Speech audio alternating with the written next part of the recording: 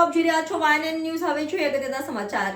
શ્રાવણીય જુગાર રમતા દાવડ ગામના શકુનીઓને પકડી પાડતી Himmatnagar B division police. Himmatnagar B division police સ્ટેશનની સરાહનીય કામગીરી. પવિત્ર શ્રાવણ માસ ચાલી રહ્યો છે ત્યારે જુગારીઓ માટે શ્રાવણ માસ જુગારીઓ માસ બની જાય છે.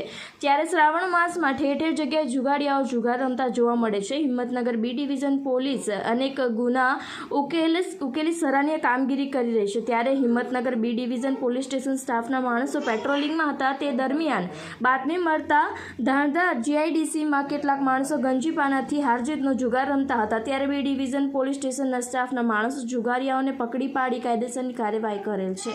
જેમાં દાવડ ગામમાં જયેશકુમાર દિનેશભાઈ પટેલ, અમિતભાઈ અમૃતભાઈ પટેલ, હર્ષદકુમાર કાંતિભાઈ બારોટ, સુરેન્દ્રસિંહ હાલુસિંહ ચૌહાણ, અજીતસિંહ ઉદયસિંહ ચૌહાણ, કલ્પેશસિંહ રાજેન્દ્રસિંહ રાઠોડ તેમજ હિંમતનગર ભોલેશ્વર બ્રિજ પાસે પણ જુગારીયાઓ જુગાર રમતા હતા તેમને પણ પકડી પાડી કાયદેસરની કાર્યવાહી કરેલ છે.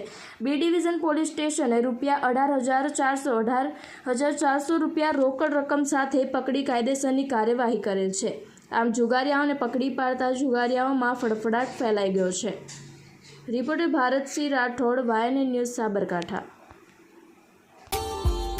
Subscribe now and press the bell icon. Never miss an update.